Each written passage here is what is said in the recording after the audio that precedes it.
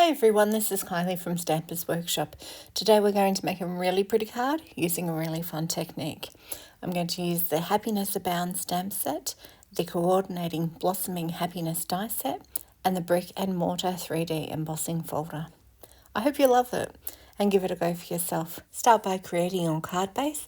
I'm using Night of Navy as this will coordinate with the pattern paper I'm using a bit later in the project. Next, take your embossing folder.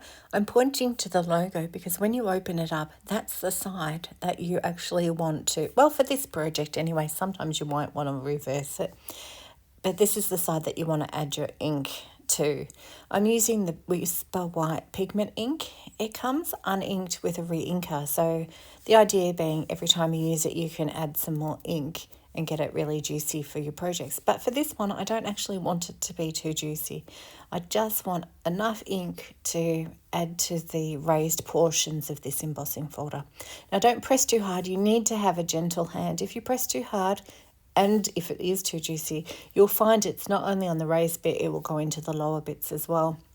I also find that one of the problems I have is on the edges, obviously where I hold the ink pad, I might press a little bit too heavy, and so sometimes you can get a real heavy line like I did there. I found it a little hard to see what I was inking up, so I put the card base underneath because the white ink on the clear embossing folder on the white grid pad was just hard to see. Now, I inked up most of the embossing folder before I realised that my card base wasn't that large, so you don't have to ink it all up, but do make sure that you ink up enough so that it gets onto your entire card base. The next challenge was to put the card front onto the embossing folder without smudging it, and I found it was easier just to fold the card mostly back in half but keep my fingers inside so I could hold it into position and then open it up again. Now if you think that's a bit too challenging, and it can be, you could always just cut off a piece and do one piece and then attach it to your card base, whatever works.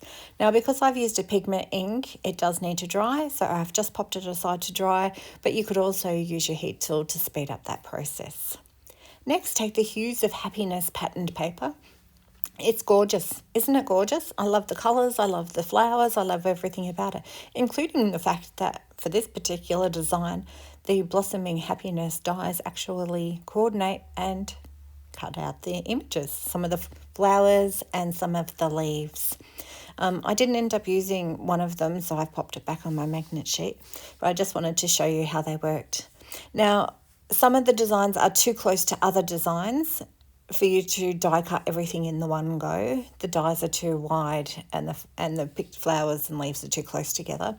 So just sort of fussy cut them apart.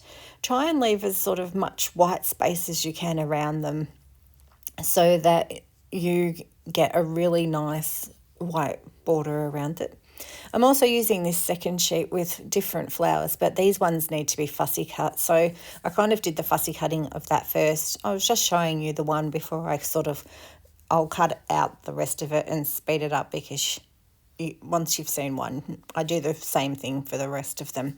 Now, my advice is I actually cut more than I need, both of the ones that I've die cut and also the ones that I've fussy cut. And even then I found that I didn't have exactly what I needed. Oh, this Post-it note tape comes on a roll. It's fantastic. I use it for everything, especially holding my dies in place, and you can use it multiple times. I also use it for masking, and this also has lines on it, so that can be helpful as well.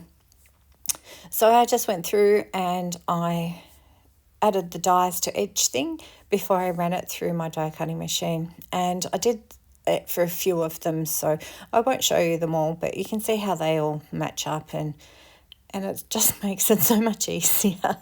And it's quite satisfying when you see them pop out and they're all just perfect, isn't it?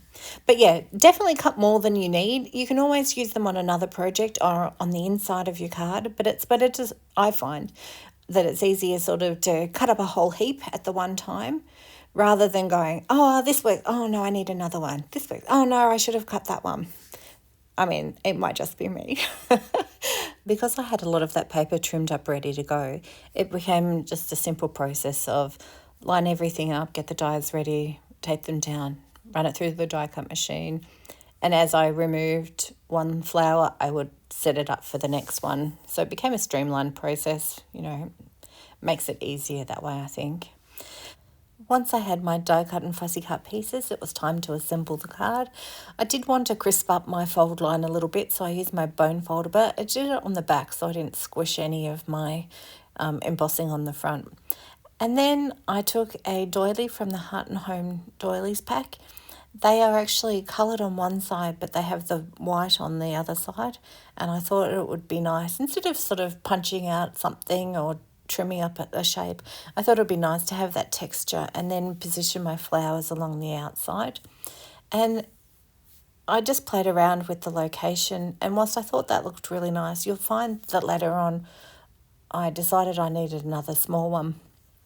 I went through and I picked out my sentiment. I thought it was really pretty and I liked how it sort of overhung. Now, I didn't do anything fancy with this. I just took the Night of Navy ink, inked up my stamp, and then stamped it onto a basic white card base. Yeah, just always make sure that it's inked up properly before you stamp it down, just so you don't waste paper and time. And then I cut it out, and then I just decided to sort of trim right the way around it. You could have punched it out, or you could have just trimmed it into a rectangle or used some other shaped die. But I've kind of been doing this a lot lately, and I don't know, I don't mind it. It's sort of become more popular again, and I know a lot of people will do it and then layer it on another card, a card colour, but I just thought it'd be nice to have it as the white. And so here I'm just looking at it, and this is about the time where I thought, I need another small flower. So I did cut another one, and that's why I say you can never cut too many shapes at the start, because even though I had all of the ones you can see left over at the top, I did put some on the inside, but it just gave me more to work with. So next up, now you can do this a couple of ways. I sort of left everything in place and then sort of slid everything back into where it should be. But you could also use, take a photo of it and then use that to keep an eye of where things were. Oh, I also decided I wanted to pop up a couple of the shapes, so I took some Stampin' Dimensionals and added that to one of my flowers. And I think I did it again with the other small flower at the other end. But then the other thing I also recommend too, that if you're doing this, don't sort of press down too hard at this point, because if you sort of get it all stuck down and then you go, oh, I need to just move something just a little bit. If you haven't really pressed it down yet, you generally have the opportunity to sort of move it. Not always. Sometimes it just grabs and you're stuck, but oftentimes you can sort of maneuver it again. I really love the colours of this one. This paper, you guys are going to love it. It's available from the 3rd of March and it's just beautiful. Okay, so then I stuck down my sentiment. I decided I should probably do that before I add the final few flowers, just in case I had it in the wrong spot. You can see here I decided to pop that one up again. And I just really like the added dimension that it gives it. And then I went through and pressed everything down so it stayed. Now I love a little bit of shimmer, so I took the Wink of Stella brush and just added a coat just to the flower part of it. I don't generally do the leaves when I do this. You could though, it's up to you. And I just love that it gives it just a really pretty bit of shimmer to the card. It's not overwhelming it at all. And I just think it looks nice. Now you could have left it like that, but I decided to add some iridescent rhinestones. And I really like these, and I've had them for a while, but I hadn't used them. So I thought that they would tie in really well, and I'm really happy with them. And you notice that most of the imagery tends to be towards the left-hand side of the card. If you wanted to sort of straighten that up, you could sort of trim the card down. But I liked it as it is, and that is the card for today. It's a cool technique, isn't it? I hope you'll give it a go. All the supplies and information can be found on my blog at Stampers Workshop. Thanks so much for watching. Have a great day.